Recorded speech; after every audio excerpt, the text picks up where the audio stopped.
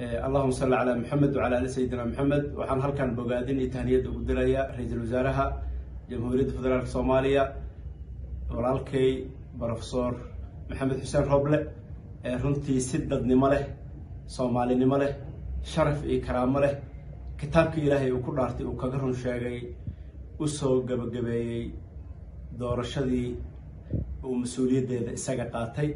madaxweynaha madaxweynaadkiisa dhamaadeen uu hore ugu wareejiyay sidoo kale waxaan hambaliyo ugu darayaa xildhibaanada maanta Jubbaland lagu doortay ee 12 xildhibaan ah iyo 5 xildhibaan oo dhiman waxa Ilaahay ka rajaynayaa si nabada iyo sharaf iyo amni in Ilaahay iyagana uu soo dhameeyo sidoo kale fariinta ka timid madaxweynaha madaxweynaadkiisa dhamaaday waxay la mid tahay ruux qabri ka soo dhaxlaaya ee fariin qabri mugdi ah ka soo dhaxdiraya maxaa yeelay dal uu doorashadeeda wareejiyay ra'iisul wasaarihii shaqadiisa qabsaday waajibaadkii mas'uuliyadda doorashada ka saareed si hufan uu gutay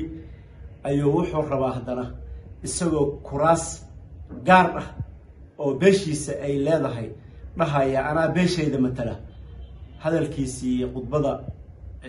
maalintii ciidanka xoogga dalka Soomaaliyeed aniga qaran ayaan doortay qabiil waa ka tagay fariintaas bande qabiil doortay qaran oo ka tagay laakiin maanta wax walba oo sheegtay ruux dhintay 2000 ee qabri ku jira fariin uu soo diray la mid tahay dalkan waa tagay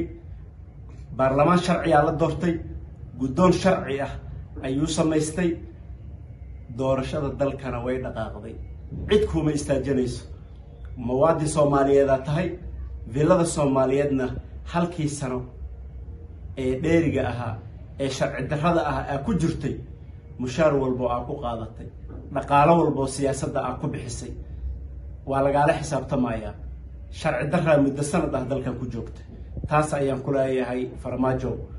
waxa kale oo rabaa inaan halkan hambaliyo ugu diro dhamaan xildhibaanada Soomaaliyeed degmo walba iyo gobol walba lagu doorto waad arkaysaan dhaqanka farmaajo waa dhaqan qar iska tuur ah oo waali ah dalka wuxuu u baahan yahay hoggaan kale oo daacad ah oo samata bixiya idin Ilaahay waxa Ilaahay fadligiisa iyo bisha barakaysan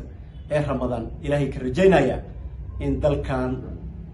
cid walba ee isbaaro u dhigatay Ilaahay fadligiisa looga adkaado sidoo kale waxaan halka hambaliyo ugu dirayaa gudoomiyaha maxkamadda sare ee go'aankii ugu wanaagsanaa qaatay Fahad Yaasiin Xaaji Daahir waxa lagu tuhmayaa